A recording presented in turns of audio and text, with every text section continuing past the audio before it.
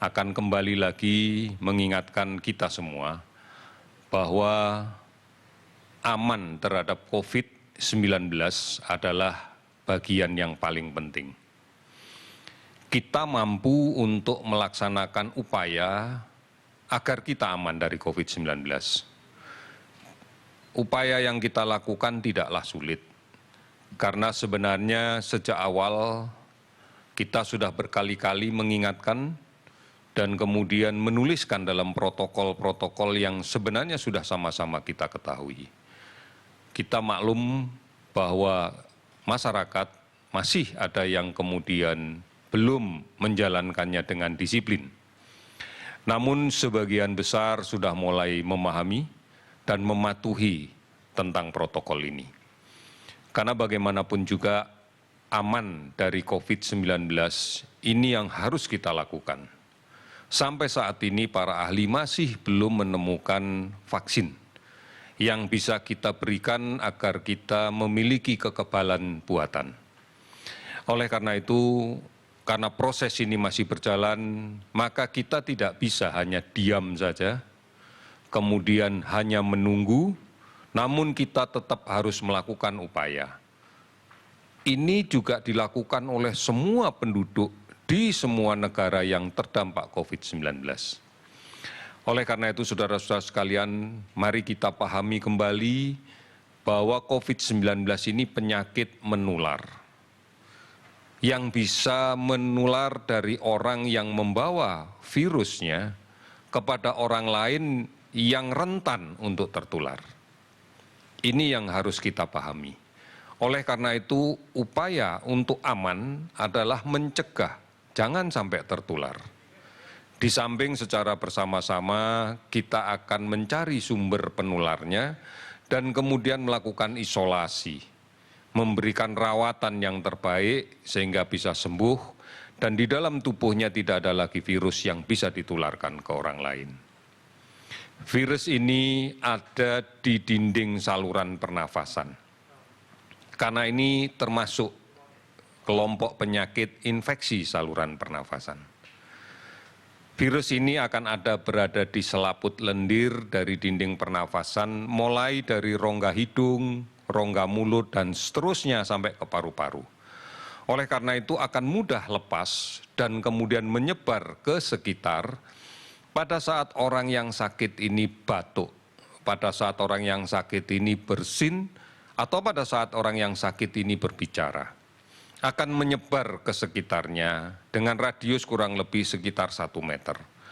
Oleh karena itu menjaga jarak dari siapapun pada jarak lebih dari 1 meter, ini adalah langkah yang terbaik agar kita bisa terhindar dari penularan langsung. Namun bukan berarti bahwa hanya menjaga jarak menjadi satu-satunya cara.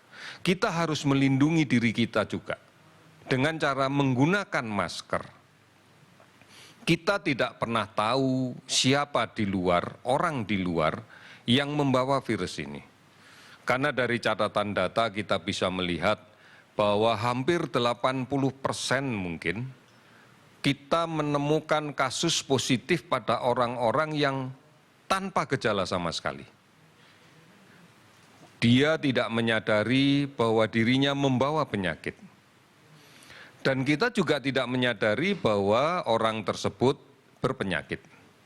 Inilah sebabnya kenapa menjaga jarak menjadi sesuatu yang penting, menggunakan masker menjadi sesuatu yang penting. Apabila kemudian ini bisa dipahami dan dilaksanakan oleh semua warga, maka kita tahu pasti tidak mungkin terjadi kerumunan karena semuanya berusaha untuk menjaga jarak. Sehingga kemudian semuanya akan bisa menjadi lebih tertib karena masing-masing berusaha untuk saling melindungi. Kemudian kita juga harus berupaya untuk menghindari penularan cara tidak langsung, yaitu melalui droplet yang mencemari barang-barang yang ada di sekitar yang digunakan secara umum. Misalnya di pegangan pintu, di meja, atau di tombol lift pada bangunan yang menggunakan fasilitas lift, atau di pegangan tangga pada saat kita menempati suatu daerah dengan tangga, fasilitas tangga. Bisa saja kemudian kita tidak sengaja memegangnya. Apabila kemudian kita tidak rajin mencuci tangan dengan menggunakan sabun dan air yang mengalir, maka akan terjadi pemindahan virus ini ke tangan kita. Ya pasti akibatnya kalau kemudian kita menyentuh mulut, menyentuh mata, menyentuh hidung tanpa cuci tangan, maka akan terjadi transfer dari virus ini ke diri kita. Saudara-saudara, oleh karena itu menjaga jarak, menggunakan masker, dan rajin mencuci tangan haruslah menjadi norma baru yang harus mewarnai kehidupan kita sehari-hari.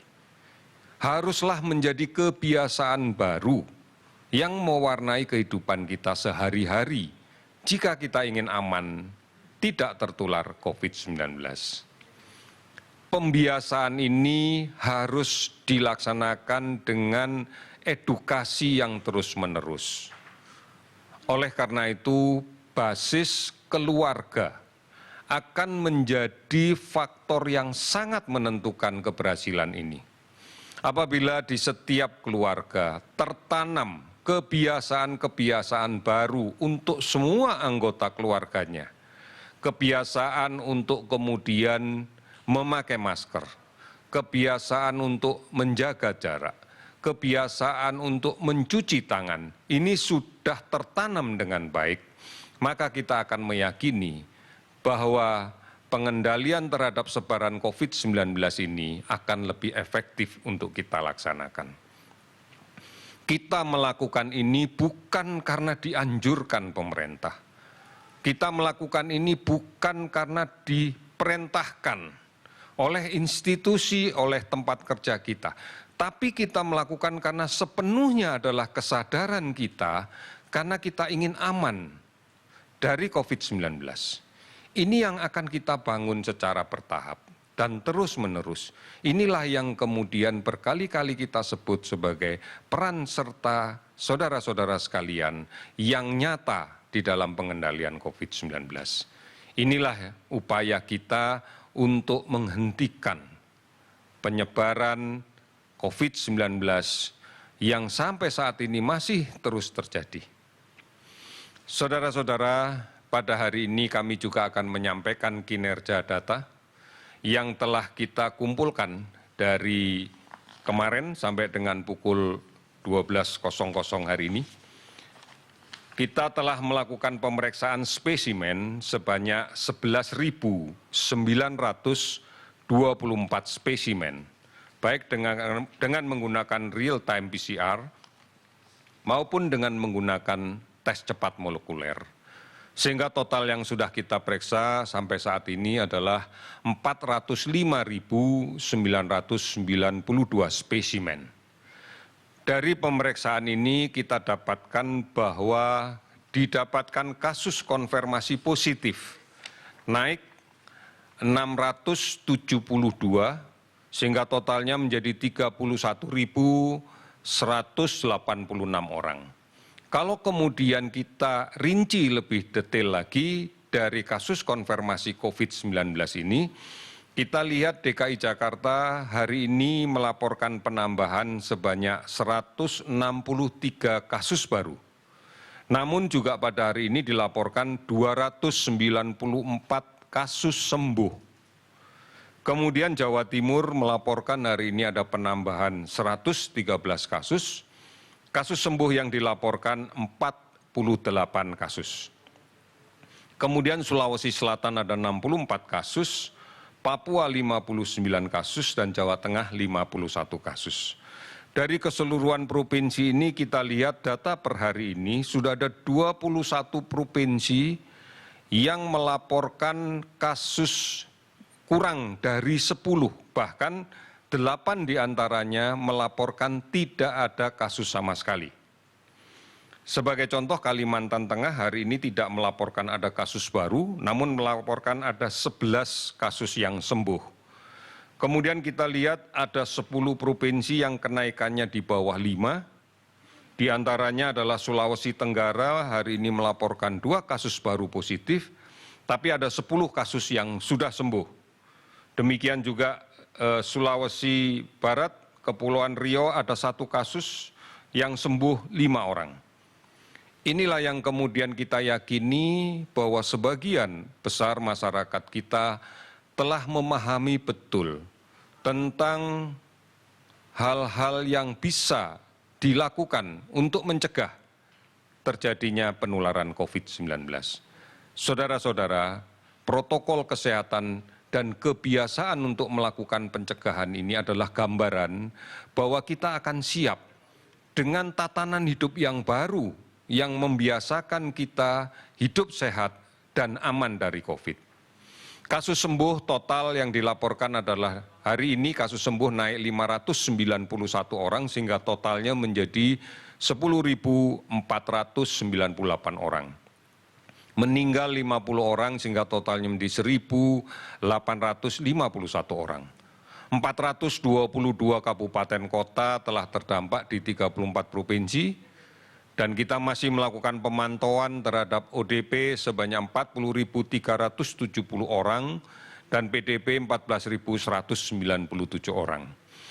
Saudara-saudara, kita harus meyakini betul bahwa upaya bersama tidak terputus untuk merubah perilaku kita agar mengikuti tatanan yang baru dengan kemudian mengedepankan protokol kesehatan. Inilah yang menjadi satu-satunya cara saat ini untuk melawan COVID-19. Saudara dapat mengikuti berbagai berita, berbagai imbauan, berbagai anjuran, berbagai rencana kerja pemerintah dari beberapa informasi yang telah kami sediakan di berbagai situs resmi kita.